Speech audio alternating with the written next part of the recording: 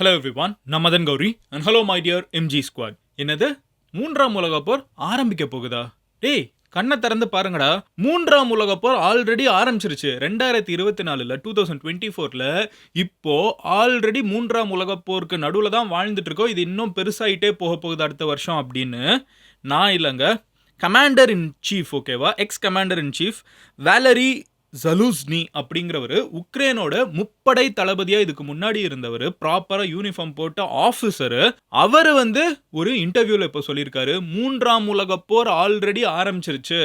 அமெரிக்க ஆயுதங்கள், United kingdom, British ஆயுதங்கள் இதெல்லாத்தையும் வச்சுக்கிட்டு உக்ரைன் ரஷ்யாவை அடிக்கிறதும், ரஷ்யா நார்த் கொரியன் சோல்ஜர்ஸை வச்சுக்கிட்டு சிரியாவோட ட்ரோன்ஸ் எல்லாம் யூஸ் பண்ணி உக்ரைனுக்குள்ள அடிச்சிட்டு இருக்கதும் உங்களுக்கு தெரியலையாப்பா? இதுதான் மூன்றாம் உலக போர். எத்தனை கண்ட்ரி உள்ள இன்வால்வ் ஆயிருக்காங்க பாருங்க, கண்ணை திறந்து பாருங்க அப்படின்னு சொல்லிட்டு நான் சொன்ன மாதிரி வேலரி ஜலோன்சி அப்படின்னு சொல்லப்படக்கூடிய commander in chief X Ukraine officer இப்போ சொல்லியிருக்காரு. பட் இன்னைக்கு வீடியோவில் நம்ம என்ன பார்க்க போறோம்னு பார்த்தீங்கன்னா, நம்மளுக்கு இது ஆல்ரெடி தெரிஞ்ச நியூஸ். உலகத்தில் இருக்கக்கூடிய முக்கியமான கண்ட்ரிஸ் நிறைய பேர் ஆல்ரெடி சைடு எடுத்து ஆயுதங்களை மட்டும் கொடுத்தது இல்லாமல் நார்த் கொரியா தன்னோட சொந்த சோல்ஜர்ஸை இறக்கி உக்ரைனுக்குள்ள அடிச்சிட்டு இருக்காங்கிறது நம்மளுக்கு தெரியும். நார்த் கொரியாவுக்கும் உக்ரைனுக்கும் சம்பந்தமே கிடையாது.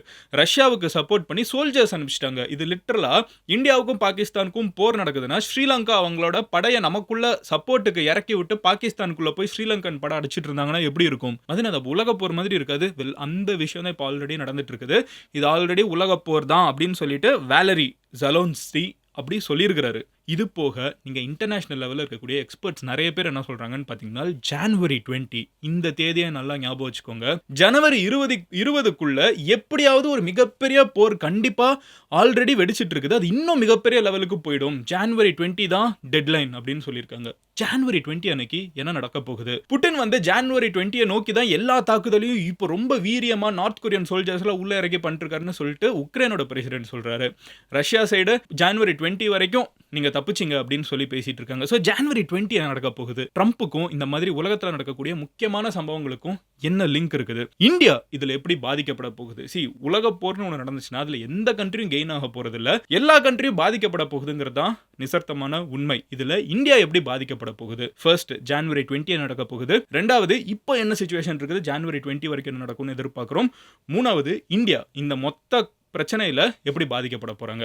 முதல் விஷயத்துல இருந்து ஆரம்பிக்கிறேன். ஜனவரி 20 என்ன நடக்க போகுதுன்னு பார்த்தீங்கன்னா, அமெரிக்காவோட புது பிரசிடென்ட்டா டொனால்டு ட்ரம்ப் பதவியேற்க போறாரு. டொனால்டு ட்ரம்ப் பதவியேற்ற உடனே அவர் ஆல்ரெடி சொல்லியிருக்காரு, நான் பதவியேற்று 24 மணி நேரத்தில் இந்த போர் என்னால் நிறுத்த முடியும். மொத்த ரஷ்யாவுக்கும் உக்ரைனுக்கும் 3 வருஷமா போர் போயிட்டு இருக்குது. இன்ஃபேக்ட் 1000 நாளுக்கு மேல போர் போயிட்டு இருக்குது. ட்ரம்ப் என்ன சொல்லியிருக்காருன்னா, நான் பதவியேற்று ஜஸ்ட் 24 ஹவர்ஸ்ல இந்த போரை நான் நிறுத்தி வச்சிடுவேன். 2 பேரையும் கூப்பிட்டு உட்கார வச்சு, உனக்கு இதுன்னு சொல்லி பிரிச்சு கொடுத்துட்டேன்னா போர் நின்றும். இது தேவையில்லாம பைடன் இப்போ அமெரிக்காவோட பிரசிடென்ட்டா இருக்காருல, அதான் ட்ரம்ப் எலெக்ஷன்ல ஜெயிச்சிட்டாங்கன்னு சொன்னீங்கன்னா, அமெரிக்காவை பொறுத்தளவுக்கு எலெக்ஷன் முடிஞ்சிடும். பட் எலெக்ஷன் முடிஞ்ச ஒரு 2 மாசத்துக்கு புதுசா யார் என்னென்ன பதவி எடுக்க போறாங்கிறதுக்கெல்லாம் டைம் கொடுப்பாங்க. ஸோ அது எல்லாத்தையும் டிசைட் பண்ணி ஜனவரி 20 அன்னைக்கு தான் அமெரிக்காவோட புது பிரசிடென்ட் பதவி ஏற்பாரு. ஸோ இப்போ ட்ரம்ப் என்ன சொல்றாருன்னா, நான் பதவிக்கு 24 மணி நேரத்தில் இந்த போரை நிறுத்திடுவேன்னு சொல்றாருல. உலகத்துக்கே தெரிஞ்ச ஒரு விஷயம் என்னன்னு பார்த்தீங்கன்னா, ட்ரம்ப்புக்கு உக்ரைனை பிடிக்கல, சுத்தமா பிடிக்கல. ஆனா இப்போ உக்ரைன் 3 வருஷமா ரஷ்யாவுக்கு எதிராக தாக்கு பிடிக்கிறதுக்கு காரணம் யாருன்னு பாத்தீங்கன்னா அமெரிக்காவே தான்.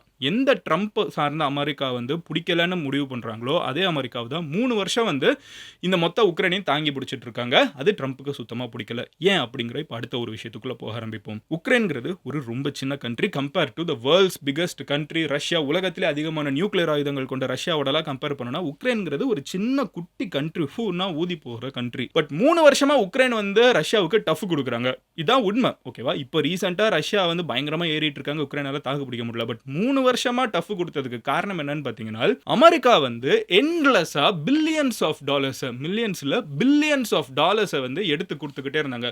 ஐயோ தம்பி, தோக்குற மாதிரி இருக்கியா, இந்த $1 பில்லியன் வச்சுக்கோ, மிகப்பெரிய ஆயுதங்களை யூஸ் பண்ணு, நீ வேலைக்கெல்லாம் போக வேணாம், நான் உனக்கு காசு தரேன், நீ சண்டை போட்டுட்டு இருந்தா போதும் ரஷ்யாவுடன் சொல்லிட்டு அன்லிமிட்டடா காசு எடுத்து கொடுத்துக்கிட்டே இருந்தாங்க. இன்ஃபேக்ட் அமெரிக்க மக்கள் நிறைய பேர் என்ன கேட்க ஆரம்பிச்சிட்டாங்கன்னா, ஏன் வரி பணத்தை எடுத்து எதுக்குடா சம்பந்தமே இல்லாம யூரோப்ல நடக்கிற ஒரு போருக்கு, அமெரிக்காவுக்கும் யூரோப்புக்கும் நடுவில் மிகப்பெரிய கடல் இருக்குது, அதுக்குள்ள ஏகப்பட்ட கண்ட்ரிஸ் இருக்குது, எல்லாத்தையும் தாண்டி சம்பந்தமே இல்லாம உக்ரைன்ல நடக்கிற போருக்கு எதுக்கு அமெரிக்கா இவ்வளவு காசு கொடுக்கணும், மற்ற கண்ட்ரிலாம் இவ்வளவு காசு கொடுக்கலையே, நாங்க ஏன் கொடுக்குறோம்னு சொல்லி ஒரு விரக்தியில தான் நிறைய பேர் ட்ரம்ப்புக்கு ஓட் பண்ணதுக்கு ஒரு முக்கியமான காரணமாவே சொன்னாங்க. இப்போ ட்ரம்ப் வர்றதுல முக்கியமான போல் ப்ராமிஸ், அதாவது ஆட்சிக்கு வர்றதுக்கான அவர் கொடுத்த முக்கியமான வாக்குறுதி என்னன்னா, அமெரிக்க மக்களோட பணம் இந்த மாதிரி வெளிநாட்டில் இருக்கிற போருக்கு போகாது அப்படின்னு அவர் முக்கியமாக சொன்ன ஒரு விஷயம். விச் மீன்ஸ் அவர் வந்து உக்ரைனுக்கு இப்போ எண்ட்லெஸ்ஸாக பணம் போய்கிட்டே இருக்குல்ல, அதை நிறுத்துவேன்னு. உக்ரைன் மாதிரி ஒரு கண்ட்ரிக்கு வந்து அமெரிக்கா மாதிரி ஒரு கண்ட்ரி காசு கொடுக்கலன்னா உக்ரைனால ரஷ்யா கூட சண்டை போட முடியாது. அந்த காசை வச்சு என்ன சண்டை போடுறாங்கன்னு கேட்டிங்கன்னா, அவங்க சர்வைவ் ஆகுறதே அந்த காசை வச்சு தான். ஸோ அந்த பணம் இல்லாமல் உக்ரைனால ரஷ்யா மாதிரி ஒரு மிகப்பெரிய ராட்சச கண்ட்ரிக்கு எதிராக வந்து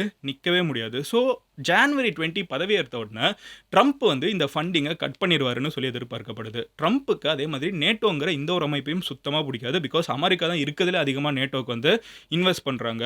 எல்லா கண்ட்ரி ஈக்குவலாக தானே பண்ணணும். பணக்காரனா ஒருத்தன் இருக்கானா அவங்ககிட்ட அந்த அதிகமாக காசு வாங்குறது எந்த விதத்தில் நியாயம்? எல்லாரும் ஈக்குவலாக தான் பெனிஃபிட்ஸ் இருக்கிறோம். ஸோ ட்ரம்ப்புக்கு வந்து நேட்டோவும் பிடிக்காது, ட்ரம்ப்புக்கு வந்து இந்த உக்ரைனை வந்து சப்போர்ட் பண்ணுறதும் பிடிக்காது. ஸோ ரெண்டுலேருந்து ஒரு எக்ஸிட் ஆகிட்டார்னா என்ன நடக்குங்கிறதா இப்போ எல்லாருக்கும் இருக்கிற கேள்வி. என்ன நடக்கும்? ரஷ்யா வந்து சிம்பிளாக ஒரு விஷயத்தை ஆல்ரெடி முன் வச்சுட்டாங்க, எங்களுக்கு இதான் வேணும்னு. நாங்கள் ஆக்கியூபை பண்ண இடம் இருக்குல்ல, இப்போ ஆல்ரெடி ரஷ்யா வந்து நிறைய இடத்த ஆக்கியூபை பண்ணிட்டாங்க உக்ரைனுக்குள்ள. அந்த இடம்லாம் எங்களோடது, இனிமேல் சண்டைக்கு வரக்கூடாதுப்பா.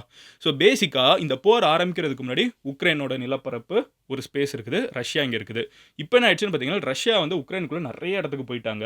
ரஷ்யா என்ன சொல்கிறாங்கன்னா, இந்த இடத்துல எங்களுக்கு கொடுத்துருங்க, நாங்கள் உக்ரைனை விட்டுறோம் அப்படிங்கிறாங்க. மோஸ்ட் லைக்லி இதுக்கு இன்டர்நேஷனல் லெவலில் ட்ரம்ப் ஒத்துக்கிறதுக்கு வாய்ப்பு இருக்குது. பிகாஸ் ட்ரம்ப்புக்கு உக்ரைன் இல்லை கொடுக்கக்கூடாது அப்படின்னு சொன்னாங்கன்னா உக்ரைன் வந்து மறுபடியும் சண்டை போடணும் இந்த இடத்த தற்காத்துக்கிறதுக்கு. அதுக்கு மறுபடியும் யூஎஸ் காசு கொடுக்கணும். ஸோ அதெல்லாம் பண்ணாமல் எடுத்துக்கோங்கன்னு சொல்லுவாங்கன்னு எதிர்பார்க்கப்படுது. பட் யூஎஸ் வந்து இந்த சைடு போனால் கூட, அதாவது ரஷ்யா வந்து இந்த இடம் தானே பிடிச்ச இடத்த எடுத்துக்கணும்னு சொன்னால் கூட யூரோப்பில் இருக்கிற நிறைய கண்ட்ரிஸ் அதுக்கு ஒத்துக்க மாட்டாங்க. For example Germany, France, Italy, United kingdom, இவங்களுக்கெல்லாம் வந்து உக்ரைன் தோக்குறது சுத்தமாக பிடிக்காது. பிகாஸ் அவங்க என்ன நினைக்கிறாங்கன்னா, ரஷ்யா உக்ரைனில் இவ்வளோ பெரிய இடத்த எடுத்துட்டாங்கன்னா அடுத்து பார்டருக்கு அடுத்து இப்போ இந்தியா வந்து பாகிஸ்தானை பிடிச்சிட்டாங்கன்னா அடுத்து யாருக்கு இந்தியா வருவாங்கன்னு அர்த்தம்? ஆப்கானிஸ்தானுக்கு வருவாங்கன்னு அர்த்தம். ஸோ ஆப்கானிஸ்தான் என்ன நினைக்கும்னா, பாகிஸ்தான் பார்டரில் தான் சண்டை இருக்கணும், என் பார்டருக்கு சண்டை வரக்கூடாது, எனக்கு தேவையில்லாத தலைவலின்னு ஆப்கானிஸ்தான் யோசிக்க வாய்ப்பு இருக்குல்ல. அதே மாதிரி தான் இங்கே ரிவர்ஸில் யோசிச்சு பாருங்க. இப்போ தாலிபான் வந்து ஆப்கானிஸ்தானை பிடிச்சிட்டாங்க, தாலிபான் வந்து பாகிஸ்தானையும் பிடிச்சிட்டாங்கன்னு வச்சுக்கோங்களேன். தாலிபான் அடுத்து எங்கே வரணும்னு நினைப்பாங்க?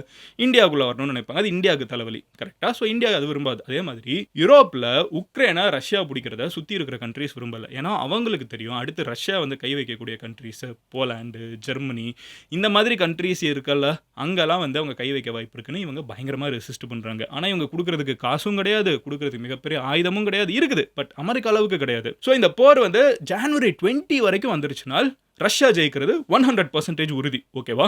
உலக போர்லாம் கிடையாது, ரஷ்யா ஜெயிச்சிருவாங்க. ஏன்னா ரஷ்யா கிட்ட நார்த் கொரியாவிலேருந்து 10,000 சோல்ஜர்ஸ் வந்ததுக்கே உக்ரைன் தாங்க மாட்டேங்குது. இன்னும் 1,00,000 சோல்ஜர்ஸ் இறக்குவோன்னு நார்த் கொரியா வாக்குறுதி கொடுத்துருக்காங்க. அவ்வளோலாம் தாங்கன்னா உக்ரைனால தாங்க முடியாது. இது போக சிரியாவோட அன்மேன்டு ட்ரோன்ஸ் அதெல்லாம் வந்து ஏஐ யூஸ் பண்ணி அடிச்சிட்டு இருக்காங்க உக்ரைனை. அதுவே அந்த ட்ரோனே அதுக்குள்ளே பேசிக்கிட்டு கரெக்டாக டார்கெட்டை போய் அடிச்சிட்டு இருக்குது. ஸோ ரஷ்யா வந்து இப்போ எப்படி வந்து உக்ரைன் ஒரு கண்ட்ரியாக சண்டை போடாமல் அமெரிக்கா அண்ட் யூரோப்போட மொத்த பவரோட சண்டை போட்டுட்டு இருந்தாங்களோ, இந்த சைடும் ரஷ்யா வந்து இப்போ ஈக்குவலாக சிரியா அண்ட் நார்த் கொரியா, சிரியாவோட ஏஐ ஃபீச்சர்ஸ் எல்லாத்தையும் யூஸ் பண்ணி நார்த் கொரியாவோட படை வீரர்கள் உண்மையிலே இப்போ இறங்கி ரஷ்யன் ட்ரெஸ்ஸை போட்டுட்டு உக்ரைனுக்குள்ளே சண்டை போட்டுட்டு இருக்காங்க.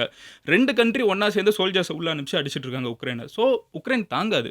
ஸோ இப்போ என்ன பேசப்படுதுன்னு பார்த்தீங்கன்னா, ரீசெண்டாக உக்ரைன் வந்து அவங்களோட அடியை வந்து ரஷ்யா மேலே ரொம்ப ஸ்ட்ராங்காக ஏற்றிட்டாங்க. இவ்வளோ நாள் வந்து மற்ற கண்ட்ரி கொடுக்குற ஆயுதங்களை வந்து அவங்க ரஷ்யாவுக்கு அடிக்கிறதுக்கு யூஸ் பண்ணல, தற்காத்துக்கிறதுக்கு தான் யூஸ் பண்ணாங்க. பட் இப்போ ரீசெண்டாக உக்ரைன் என்ன பண்ண ஆரம்பிச்சிட்டாங்கன்னா, ரஷ்யாக்குள்ளே அடிக்கிறதுக்கு யூஸ் பண்ண ஆரம்பிச்சிட்டாங்க. ரஷ்யாவை போட்டு பதில் கிடைக்கிறாங்க. ரஷ்யாவுக்குள்ளே வந்து மிகப்பெரிய ஆயுதங்கள் எல்லாத்தையும் யூஸ் பண்ணுறாங்க, ஏவுகணைகளை யூஸ் பண்ணுறாங்க. இதோட சைன் என்னன்னு பார்த்தீங்கன்னா, ஜான்வரி 20 வந்து உக்ரைன் வந்து அந்த இடத்தெல்லாம் திருப்பி அனுப்பிச்சு விட்டாங்கன்னு வச்சுக்கோங்களேன். ரஷ்யாவை வந்து எவ்வளோக்கு எவ்வளோ உள்ளே வந்தாங்களோ January 20 which is just 2 months away, கரெக்டாக? டிசம்பர் 20, ஜான் 20, ஆமாம் 20 நாள் தான், இன்னும் ஒரு 2 மாதம் தான் இருக்குது. ஸோ எவ்வளோக்கு எவ்வளோ உள்ளே வந்துட்டாங்களோ உக்ரைன் வந்து அந்த லாஸ்ட் டிச் ஃபைட்டுமாங்களே, எப்படியாவது எவ்வளோக்கு எவ்வளோ பின்னாடி தள்ளுறாங்களோ அவ்வளோக்கு அவ்வளோ வந்து ரஷ்யா பின்னாடி போயிடுச்சுன்னா உக்ரைனுக்கு வந்து அவங்களோட இடம் பாதுகாக்கப்படும்னு சொல்லிட்டு அவங்க ஒரு லாஸ்ட் டிச் எஃபர்ட் மிகப்பெரிய ஆயுதங்களை யூஸ் பண்ணி பண்ணிட்டுருக்காங்க. இந்த போர் முடிய போகுதுங்கிற ஒரு தருவாயில் இருக்கிறப்போ ரஷ்யா என்ன சொல்கிறாங்கன்னா, நாங்கள் அணு ஆயுதங்களை யூஸ் பண்ணுவோம்.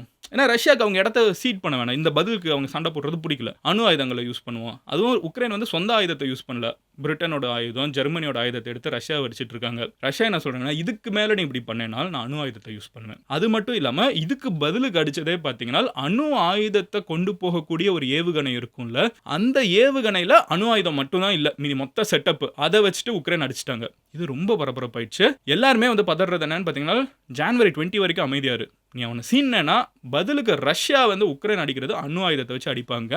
அதை உக்ரைன் தாங்காது. அணு ஆயுதம் உள்ள இன்வால்வ் ஆயிடுச்சுன்னா உலகப்போர் வந்து டைரெக்டாக எல்லா கண்ட்ரீஸும் ஆயுதத்தை சப்ளை பண்ணுறதும் இல்லை, சண்டை போட ஆரம்பிச்சிடணும், வேறு வழி இல்லை. ஸோ அந்த வெர்ஜில் நின்றுட்டு இருக்கோங்கிறது தான் நம்மளோட பாயிண்ட் ஆஃப் வியூ. நான் வந்து இந்த உலகப்போர் ஆரம்பிச்சிருச்சுன்னு நினைக்கல, அந்த வெர்ஜில் இருக்கும். At any moment it can ஸ்டார்ட்டுங்கிறத நான் நினைக்கிறேன். பட் வேலரி ஜலூஸ்னி அந்த போருக்கு நடுவில் இருக்கக்கூடிய, இதெல்லாம் நம்ம வெளியே வந்து வேடிக்கை பார்த்து நம்ம சொல்லிட்டு இருக்கோம். பட் வேலரி ஜலூஸ்னி அந்த போரோட நடுவில் இருக்கக்கூடிய எக்ஸ் கமாண்டர் இன் சீஃப் என்ன சொல்றாருன்னா, 3ஆம் உலகப் போர் ஆரம்பிச்சிருச்சு, இனிமே ஆரம்பிக்கிறதுக்கு ஒன்றும் இல்லை, இதுல இருந்து எஸ்கலேட் ஆகி பெருசாகி போய்கிட்டே தான் இருக்கும் அப்படின்னு அவர் சொல்றாரு. பட் நம்ம வந்து இந்த வெர்ஜில் இருக்குங்கிறத எடுத்துப்போம். ஏன்னா கேட்கறதுக்கு அதான் நல்லா இருக்குது, நம்மளுக்குலாம் ஒரு நல்ல ஃபியூச்சர் இருக்குங்கிறது வெர்ஜில் இருக்குது, நம்ம காப்பாற்றப்படலாம், ட்ரம்ப் வந்துடுவாரு, இந்த போரை முடிச்சு வச்சிருவாருன்னு நம்ம எதிர்பார்க்கலாம். அதுக்கு நியாயமான விலை கொடுக்கப்படுமான்னு கேட்டிங்கன்னா கண்டிப்பாக கிடையாது. உக்ரைன் சைடு நிறைய இழப்புகள் இருக்கும். பட் குளோபல் பீஸாக நம்ம யோசிச்சு பார்த்தோம்னா ட்ரம்ப் வந்து நிறுத்தி வைப்பாருன்னு நம்ம எதிர்பார்க்கலாம். இது எஸ்கலேட் ஆகக்கூடாதுன்னு நம்ம நினைக்கலாம். All that being set, India எப்படி பாதிக்கும்னு கேட்டிங்கன்னா, ஆல்ரெடி உலகளவில் வீட் இருக்குல்ல, கோதுமையோட காசு வந்து அதிகமாகிட்டு இருக்குது. பிகாஸ் ரஷ்யா அண்ட் உக்ரைன் இந்த பகுதியில் தான் வந்து வீட் ப்ரொடக்ஷன் நிறைய. இப்போ வீட்டுக்கு வந்து ப்ரொடக்ஷன் ரொம்ப கம்மியாயிடுச்சு, சப்ளை டிமாண்ட் அதிகமாயிடுச்சு. ரஷ்யா வந்து பயங்கரமாக உக்ரைன் அடிக்கிறதுனால ரஷ்யா கிட்டேருந்து ஆயில் வாங்கக்கூடாதுன்னு சொல்லிட்டாங்க. இந்தியா வந்து எப்படியாவது அவங்க கிட்டேருந்து ஆயில் வாங்கலாம்னு நினைக்கிறது பைடன் கிட்ட முடியும். ட்ரம்ப் வந்துட்டாருன்னா அதையும் பண்ண முடியாது. ஸோ நம்ம வாங்கக்கூடிய பெட்ரோல், டீசல் அண்ட் அந்த பெட்ரோல் டீசல் மூலியமாக நம்ம வீட்டுக்கு வரக்கூடிய தக்காளி, வெங்காயம், நூடுல்ஸு, லேஸ் பாக்கெட்டு, ஷாம்பூ, நீங்கள் திங்க் ஆஃப் எனிதிங், ஓகேவா, அது எல்லாமே வந்து பெட்ரோல், ஏன்னா எங்கேயோ ஒரு இடத்துல மேனுஃபேக்சர் ஆகுது, அது எல்லாமே உங்கள் வீட்டுக்கு வந்து சேர்ற வரைக்கும் பெட்ரோல் இன்வால்வ் ஆகுது. அந்த லாஸ்ட் பிட்டில் வந்து நீங்கள் வண்டி எடுத்துகிட்டு போய் வாங்குறதுலேருந்து, அது ஒரு ஜெப்டோக்காரங்களோ ஸ்விக்கிக்காரங்களோ உங்ககிட்ட டெலிவர் பண்ணுறதுலேருந்து, நீங்கள் பலசரக்கு கடைக்கு போகிறப்ப அந்த பலசரக்கு கடைக்கு அது வர்றது வரைக்கும் பெட்ரோல் டீசல் இன்வால்வ் ஆகுது. பெட்ரோல் டீசல் விலை இன்க்ரீஸ் ஆச்சுன்னா உலக அளவில் எல்லா ப்ராடக்ட்ஸோட விலையும் இன்க்ரீஸ் ஆகுங்கிறது தான் முக்கியமான ஒரு விஷயம். 1ஆம் உலகப் போராக இருக்கட்டும், 2ஆம் உலகப் போராக இருக்கட்டும், ரெண்டும் நடந்தப்போ உலகத்தில் இருக்கிற எந்த மக்களும் ஹாப்பியாக இருந்தது கிடையாது. இந்தியாவிலலாம் ஃபெமைனே வந்துச்சு, நம்ம உணவுக்கு வந்து பற்றாக்குறையான, அது பிரிட்டிஷ் டைரக்டாக இருந்தாங்க, நிறைய நம்ம மக்களை மிஸ்யூஸ் பண்ணாங்கிறது இன்னொரு பிரச்சனை. பட் குளோபலாக எல்லாருக்குமே பிரச்சனை வரும், இந்தியா அதுக்கு விதிவிலக்கு இல்லை. இருக்கிறதுலே ஒரு நல்ல ஃபேஸ் ஆஃப் லைஃப் எதுன்னு பார்த்தீங்கன்னா, நம்ம வந்து இந்த கான்ஃப்ளிக்ட்லாம் வர்றதுக்கு முன்னாடி, கோவிடுக்கு முன்னாடி வந்து ஒரு எரா இருந்துச்சு தெரியுமா? நாட் கிரேட் வார்ஸ் வேர் ஃபாட், மிகப்பெரிய போர்கள் அந்த காலகட்டத்தில் கிடையாது. அந்த டயத்தில் பார்த்தீங்கன்னா மிடில் ஈஸ்டில் ஸ்கிமிஷ் இருந்துச்சே தவிர மிகப்பெரிய போர் கிடையாது. உள்ளுக்குள்ள மக்களோட ரெவல்யூஷன் இருந்துச்சு, அமெரிக்கா உள்ளே போடுவாங்க, இண்டிவிஜுவல் லோக்கலைஸ்டு ப்ராப்ளமாக இருந்துச்சு. மல்டிபிள் கண்ட்ரிஸ் இன்வால்வ் ஆகிறப்போ அது ஒரு குளோபல் இம்ப்ளிகேஷன் இன்வால்வ் ஆகும். இதோட எதிரொலியாக நம்ம எல்லாருமே பாதிக்கப்படுவோம். அதுக்கு முன்னாடி இருந்த டயத்தில் பார்த்தீங்கன்னா எல்லாரும் ஷேர் மார்க்கெட்டை பற்றி பேசுவாங்க, எல்லாரும் வாழ்க்கையில் என்ன பண்ணுங்கிறத பற்றி பேசுவாங்க, பர்சனல் முன்னேற்றம் இருக்கும், கண்ட்ரிஸ் காம்பீட் பண்ணுவாங்க, ஒலிம்பிக்ஸில் காம்பீட் பண்ணுங்கிறத மெயின் கோலாக இருக்கும், world cup, cricket, football. So இதெல்லாம் தான் நம்ம ஒரு சொசைட்டியாக நம்ம ஃபோக்கஸ் பண்ண வேண்டிய விஷயங்கள். போர் கிடையாது, பட் போரை நோக்கி இப்போ உலகம் போயிட்டு இருக்குங்கிறது எல்லாரையும் பாதிக்கும், இந்தியாவையும் பாதிக்கும்ங்கிறது தான் யதார்த்தமான ஒரு உண்மை. ஸோ அதையும் எடுத்து உங்க முன்னாடி வச்சிடுறேன். ஆல் திஸ் பீயிங் செட், நான் எப்பவும் கேட்குற ஒரே விஷயம் தான், இந்த நீடில் வந்து நம்ம எந்த சைடு போகிறோங்கிறது ஒரு வீடியோ மேக் பண்ணுறப்பமும் மாறிக்கிட்டே இருக்கும். ஒருவேளை இந்த நொடி நம்மளால் உங்களால் சூஸ் பண்ண முடியும், நீங்கள் தான் ஆல் பவர்ஃபுல் இன் இந்தியா, ஓகேவா, நீங்கள் இந்த போரில் யார் சைடு சப்போர்ட் பண்ணலான்னு உங்களால் டிசைட் பண்ணக்கூடிய பவர் வந்து உங்கள் கையில் ஒருத்தங்க ரிமோட்டில் கொடுத்தாங்கன்னா நீங்கள் யாரை சப்போர்ட் பண்ணுவீங்க? இந்தியா யாரை சப்போர்ட் பண்ணணும்னு நினைக்கிறீங்க? அதை கமெண்ட்டில் சொல்லுங்கள். நாளைக்கு நான் உங்களோட ஒரு வீடியோவில் பார்க்குறேன். until then bye, Madan Gowri signing off. love you all. நீங்கள் என்னை பர்சனலாக ஃபாலோ பண்ணணும்னு நினச்சிங்கன்னா இன்ஸ்டாகிராமில் மதன் கௌரின்னு சொல்லி சர்ச் பண்ணுங்கள். உங்களால் ஈஸியாக ப்ரொஃபைலை பார்க்க முடியும். இன்ஸ்டாகிராம் டிஎம்மில் மெசேஜ் பண்ணுங்கள். And love you all, take care, bye, cheers MGs.